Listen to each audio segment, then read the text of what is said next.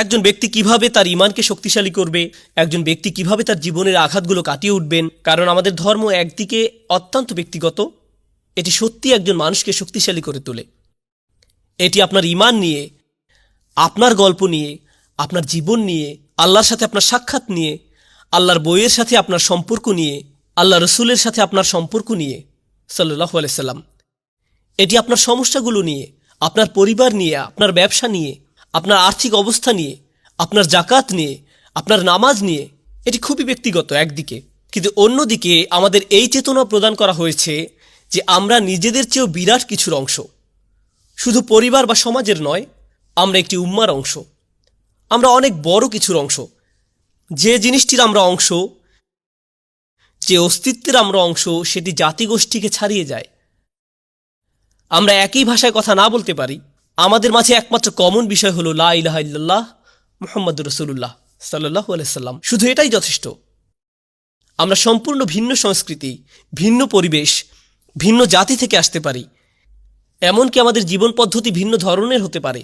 সাংস্কৃতিক দিক থেকে আমরা একে অন্যের থেকে সম্পূর্ণ আলাদা হতে পারি, কিন্তু আমাদের মাঝে রয়েছে একটি দৃঢ় বন্ধন। আল্লাহর বই আমাদের সবাইকে একই বন্ধনে আবদ্ধ করে। তাহলে উম্মার একটি চেতনা আমাদের মাঝে রয়েছে। আমাদের প্রত্যেকের কিছু কিছু অবদান রাখার আছে এই লক্ষ্যের প্রতি।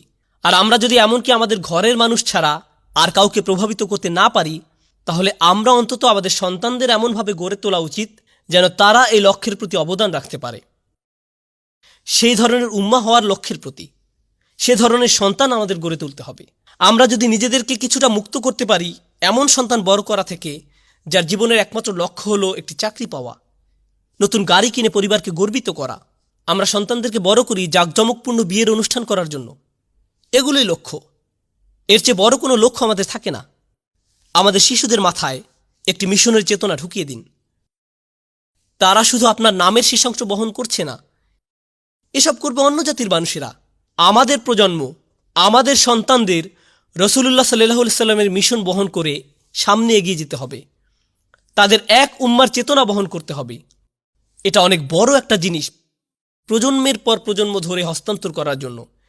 আমরা যেন মর্যাদাবান একটি উম্মাহ হিসেবে আবার প্রতিষ্ঠিত হতে পারি, যে উম্মাহ সবার আগে আল্লাহর জন্য দাঁড়িয়ে যাবে। কিয়ামতের দিন সবার আগে আমরা যেন রাসূলুল্লাহ সাল্লাল্লাহু আলাইহি সাল্লামের সাক্ষীর উপযুক্ত হই। এর ফলশ্রুতিতে আমরা এমন এক জনগোষ্ঠীতে পরিণত হব।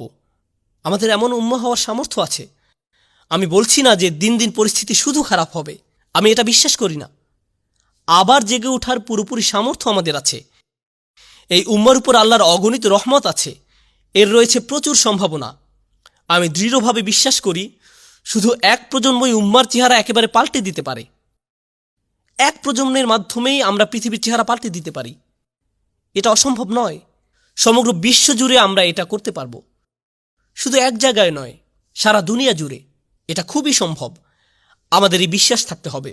আমরা যদি ব্যাপক কোনো পরিবর্তন না আনতে পারি, যদি শুধু রক্ত বের হওয়ার ক্ষতগুলো মেরামত করতে থাকি এখানে সেখানে, এই মুহূর্তে আমাদের যা যা করার তা তো করতে হবে।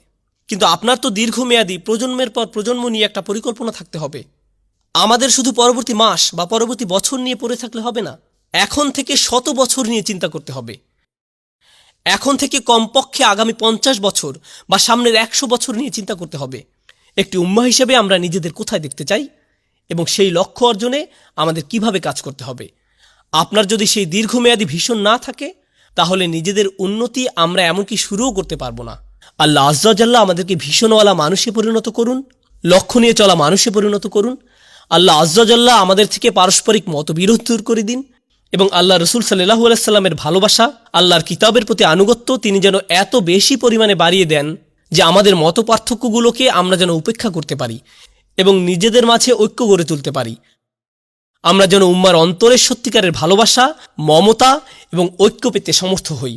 ফলশ্রুতিতে আমরা যেন এমন উম্মায় পরিণত হতে পারি যে উম্মার পক্ষে রাসূলুল্লাহ সাল্লাল্লাহু আলাইহি সাল্লাম কিয়ামতের দিন সাক্ষ্য দিবেন।